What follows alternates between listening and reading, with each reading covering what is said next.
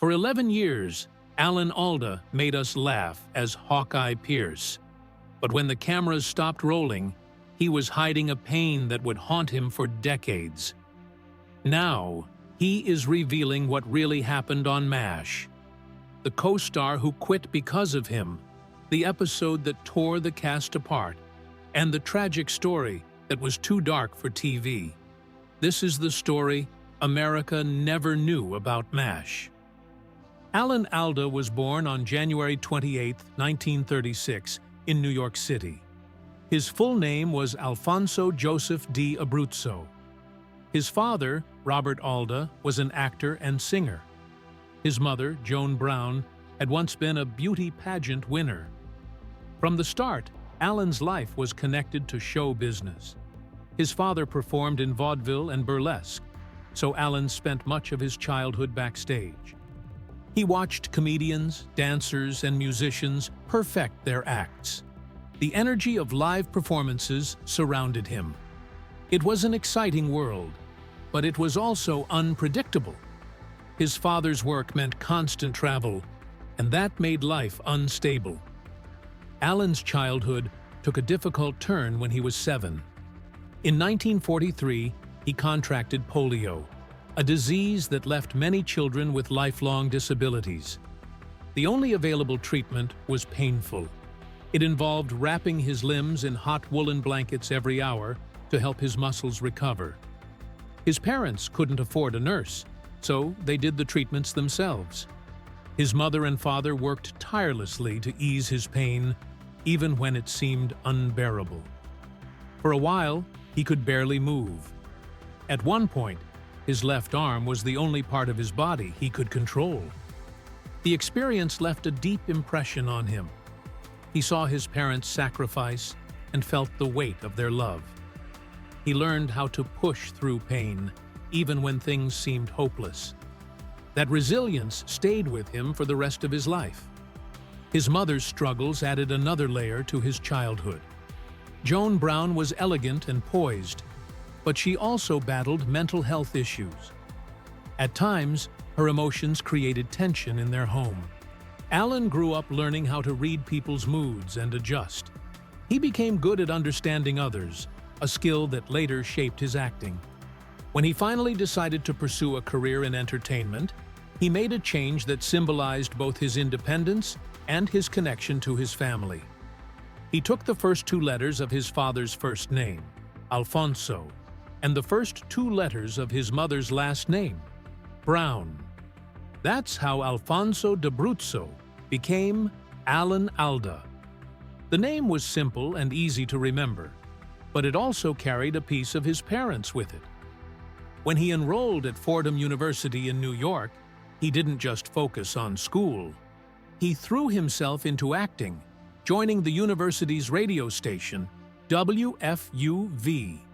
There, he worked on radio plays, learning how to use only his voice to bring characters to life. College wasn't just about performing. During his junior year, Alda studied in Paris and acted in Rome. Traveling opened his eyes to different styles of theater. It gave him a deeper understanding of storytelling and how culture shaped performances. When he returned to the U.S., he kept honing his skills. He joined the Compass Players and later Second City in Chicago. These improv groups pushed him to think fast and trust his instincts.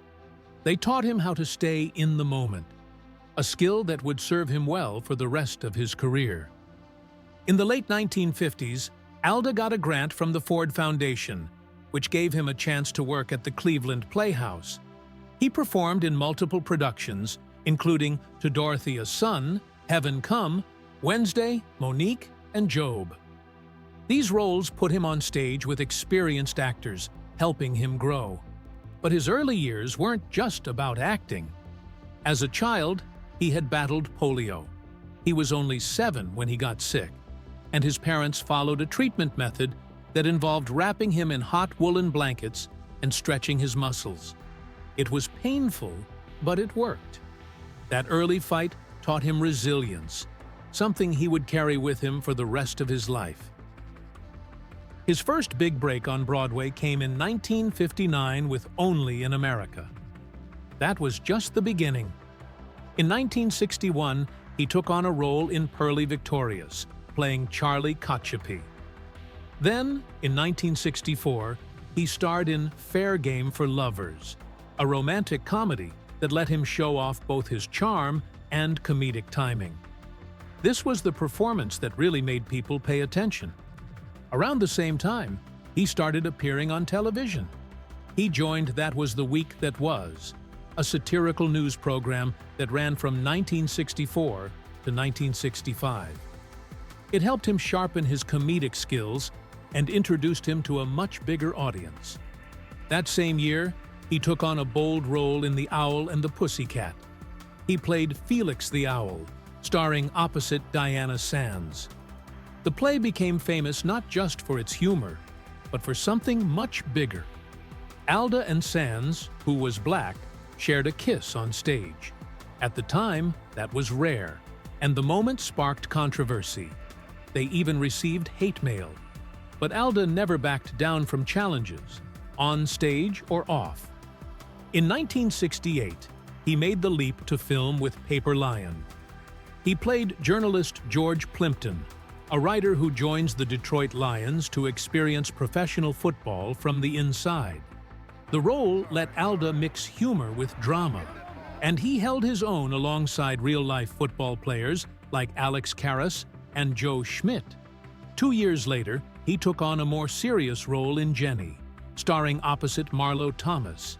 The film followed a young man and a pregnant woman navigating an unexpected relationship.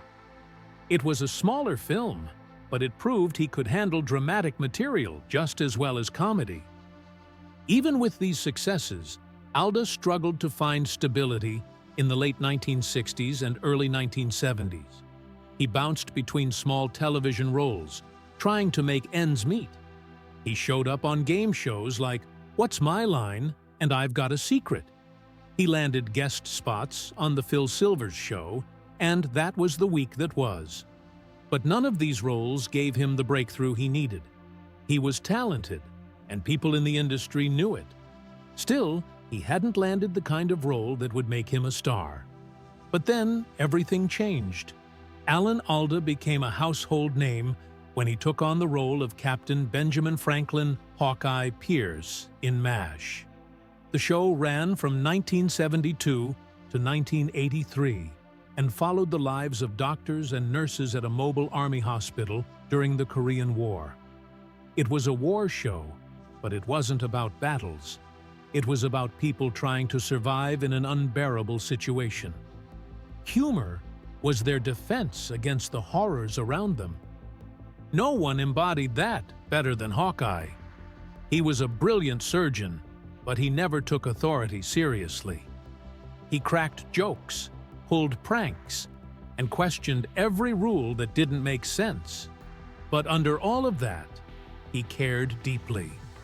He couldn't stop the war, but he could save lives. The name Hawkeye came from The Last of the Mohicans. In that story, the character was brave and resourceful. In MASH, Alda's Hawkeye lived up to that name. He fought battles of his own, not with guns, but with scalpels and words. He stood up for his patients, argued with commanders, and did whatever it took to keep himself and his friends from losing their minds. His quick wit made audiences laugh, but his anger and heartbreak made them feel the weight of war. Alda's performance made Hawkeye the center of the show. Some cast members felt the focus shifted too much toward his character, but audiences couldn't get enough. MASH became one of the most popular shows on television. It wasn't just entertainment, it was a statement. The show aired while the Vietnam War was still happening, and even though it was set in Korea, its message was clear. War was cruel. It destroyed people in ways that went beyond physical wounds. As the series went on, Alda took on more creative control. He wasn't just acting, he was writing and directing. His biggest achievement came in the final episode, Goodbye, Farewell, and Amen. He co-wrote and directed it, giving the show an unforgettable ending. On February 28, 1983, millions of people tuned in to watch the last moments of MASH. The numbers were historic. Over 105 million people watched live, and the total audience reached 121 million. It was the most-watched television broadcast in history at the time. The finale was more than just a goodbye. It was a reflection on everything the characters had been through. It captured their exhaustion, their grief, and their desperate attempts to hold on to their humanity. Some moments were funny, others were heartbreaking. The war was over, but no one was leaving untouched. Alda made sure every scene had weight. Every goodbye felt real. For nearly 3 decades, no scripted show came close to matching its viewership. Alda's influence on MASH went far beyond its final episode. He helped shape the show's identity. He made sure it didn't just make people laugh, it made them think. War wasn't just about soldiers and strategy. It was about doctors trying to save lives. It was about people forced into a situation they never asked for. Alda believed humor was the best way to tell those stories. Laughter could make the unbearable feel a little lighter. But the show never let audiences forget the reality behind the jokes. As Alda's role in shaping MASH grew, so did tensions behind the scenes. Some cast members felt the balance of the show had shifted too much toward Hawkeye. His presence was undeniable, and his influence on the show was huge. Wayne Rogers played Trapper John McIntyre, the fun-loving surgeon and close friend of Hawkeye Pierce.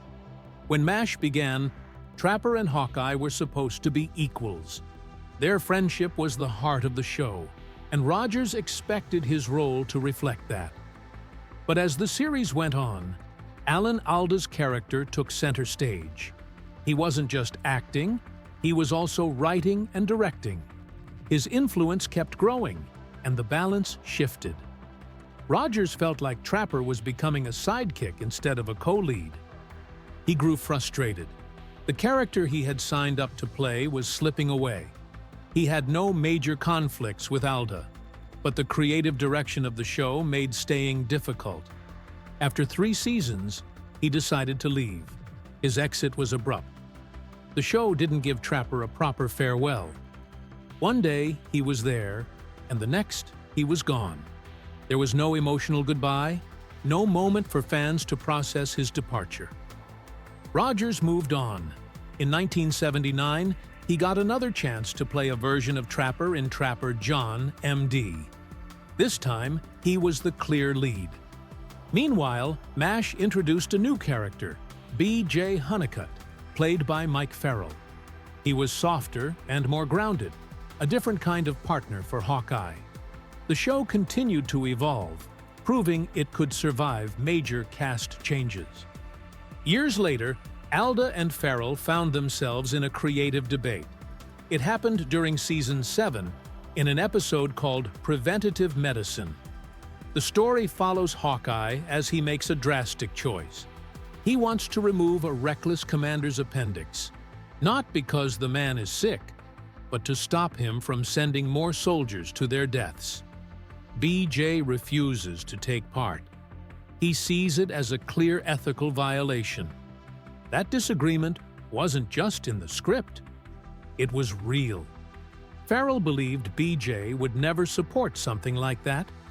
Alda believed Hawkeye would. Their debate made the episode stronger. Instead of a clear right or wrong, the story left viewers with a difficult question. Does preventing harm ever justify doing something unethical? Hawkeye goes through with the surgery, but instead of feeling like a hero, he is haunted by it. By the time MASH reached its final episode in 1983, the show had changed. It wasn't just a comedy anymore.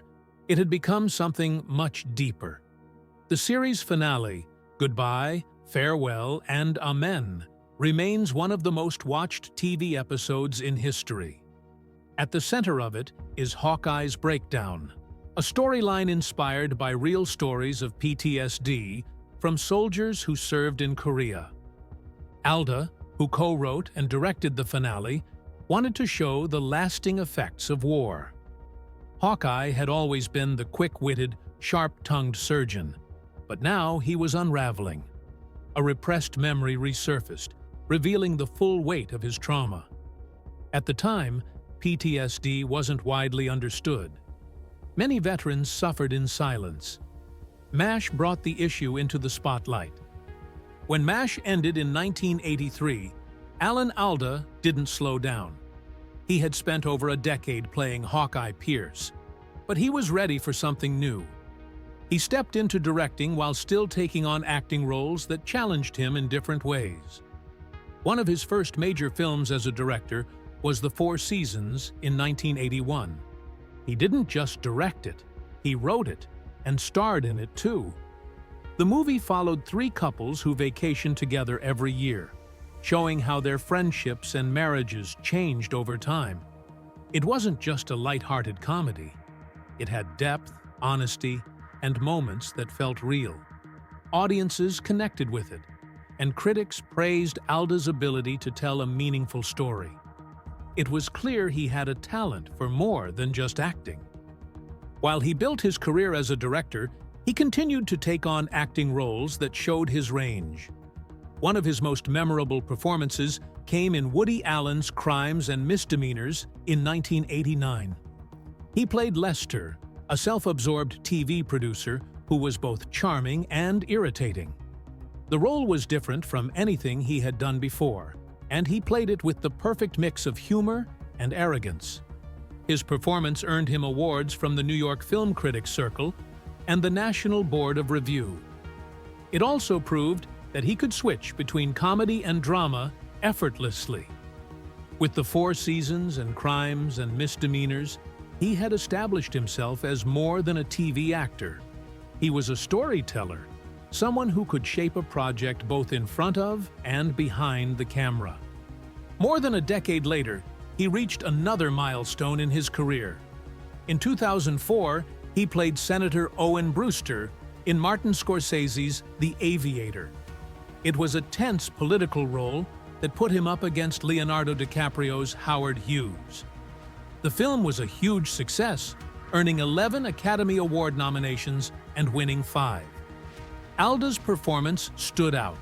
He made Brewster sharp, ambitious, and calculating without turning him into a simple villain. His work earned him an Oscar nomination for Best Supporting Actor. It was proof that even after decades in the industry, he was still evolving as an actor. Beyond acting and directing, Alda had another passion: science. In 1993, he became the host of Scientific American Frontiers, a PBS show about new discoveries in science and medicine. But he wasn't just a presenter. He asked real questions, talked to scientists, and even took part in experiments. He had a way of making complicated ideas simple, which helped viewers connect with the show. One episode had him testing an experimental virtual reality vehicle. The experience left him feeling motion sick, but instead of cutting it from the show, they left it in. Moments like that made the show fun and engaging. Scientific American Frontiers ran for 15 seasons, inspiring many young viewers to pursue careers in science. Some of them even appeared on the show as kids and later became scientists themselves. Alda's passion didn't stop when the series ended in 2005. In 2009, he founded the Alan Alda Center for Communicating Science at Stony Brook University. The center trains scientists to explain their work in ways that are clear and engaging. Alda believed science was for everyone, not just experts. Through his work on the show and the center, he made a lasting impact, proving that storytelling isn't just for movies and television. It can change the way people understand the world. Alan Alda and Arlene Weiss met in a way that felt like fate. It was 1956, and they were at a dinner party hosted by a mutual friend. At some point in the evening, A homemade rum cake slipped off the counter and landed on the kitchen floor. Most guests hesitated, but not Alan and Arlene. Without thinking twice, they both took a bite. That small, spontaneous moment brought them together. Alan has joked for years that after eating that cake, they were inseparable. 1 year later, on March 15, 1957, they got married. From the start, their relationship was built on trust, laughter, and a deep understanding of each other. Arlene, a photographer and writer, was always by Alan's side. She supported him through the highs and lows of Hollywood, making sure their home remained a place of warmth and stability. Alan often credits her with keeping him grounded. While his career took off, she worked behind the scenes to protect their private life. Their marriage wasn't just about grand romantic gestures. It was about the small moments that held them together. They shared the same humor and values, and they never stopped enjoying each other's company. When Alan was diagnosed with Parkinson's years later, they faced it the same way they had faced everything else, together. As Alan's career soared, he and Arlene made a choice. They wanted their family to have a normal life, far from the pressures of Hollywood. They raised 3 daughters, Eve, Elizabeth, and Beatrice, with that goal in mind. Alan was a well-known actor, but at home, he was just Dad. He made sure to be there for important moments, no matter how busy his schedule was. Arlene played a huge role in keeping their home life steady. She created a space where their daughters could grow up without the weight of fame on their shoulders. Family time was filled with laughter, stories, and a sense of normalcy. Alan has often said that his daughters kept him humble.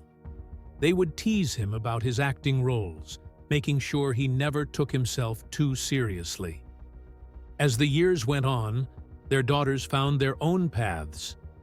They built careers, started families, and stayed close to their parents. The Aldas had managed to do something rare. They kept their family life intact, even in the unpredictable world of Hollywood. In 2015, Alan noticed small changes in his body. His thumb trembled slightly, and he started acting out dreams in his sleep. He went to the doctor and got the diagnosis: Parkinson's disease. He didn't share the news right away. He needed time to process what it meant for his future. 3 years later, in 2018, he decided to go public. He revealed his diagnosis on CBS This Morning because he wanted to tell the world on his own terms. More than that, he wanted to help others. Instead of letting Parkinson's slow him down, he took an active role in managing it. Alan focused on movement to keep his body strong. He took up boxing, played singles tennis, and even marched to music as part of his routine. He spoke openly about his journey, hoping to encourage others facing the same challenges.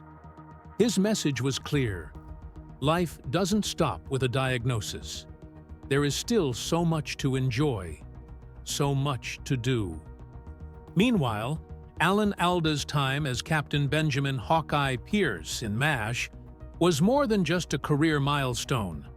Alda has admitted that playing Hawkeye forced him to confront his deepest fears, especially about life and death. The character's sharp wit and sarcasm weren't just personality traits. They were coping mechanisms, a way to push back against the horror of war. In many ways, Hawkeye's struggles mirrored Alda's own thoughts about mortality and the human condition. Despite all his success, Alda has admitted to struggling with imposter syndrome throughout his career. Even after winning 6 Emmy Awards for MASH, he often felt like he wasn't good enough. He feared that one day people would realize he didn't deserve the praise he had received. That fear pushed him to keep proving himself, to take on new challenges, and to never settle. Alan Alda's career is a story of talent, dedication, and a deep love for storytelling. In 1994, he was inducted into the Television Hall of Fame. a recognition of how much he had shaped television. He wasn't just an actor, he was also a writer and director, especially known for his work on MASH. The show aired from 1972 to 1983 and became legendary for mixing comedy with serious themes. It tackled war, morality, and the human cost of conflict in a way that had never been done before. Alda's character, Hawkeye Pierce, was different from the typical war hero. He was sharp, rebellious, and always ready with a joke. But beneath that, he was deeply compassionate. His performance made Hawkeye one of the most memorable characters in television history. Even after MASH, Alda never stopped shaping the industry. He took on new roles in film and television, always finding ways to bring depth to his characters.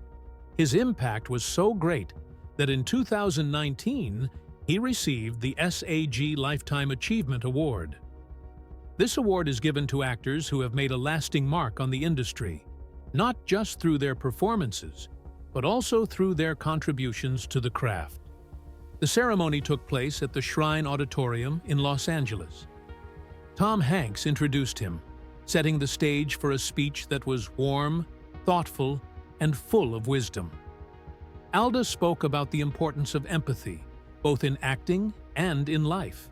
His words carried even more weight because he had recently been diagnosed with Parkinson's disease. But he didn't let that slow him down. He kept acting, kept advocating for science, communication, and kept reminding people why storytelling matters. His passion for helping others has been just as strong as his love for acting. In 2005, he narrated Fighting for Life, a special TV program produced by St. Jude Children's Research Hospital. This cause was close to his heart.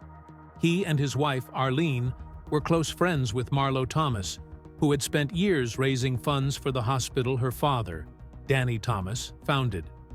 Alda and Marlo Thomas had also worked together in the early 1970s on Free to Be You and Me, a children's album that promoted equality and self-expression. Long before it was common in Hollywood, Alda was speaking out for women's rights. He chaired Men for the Equal Rights Amendment and was appointed to the International Women's Year Commission. These weren't just symbolic roles. He was using his influence to push for real change. Alda has always been a storyteller.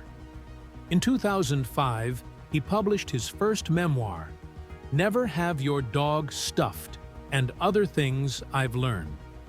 The book was filled with personal stories, both funny and painful. One of the most striking was about his time in Chile while filming Scientific American Frontiers.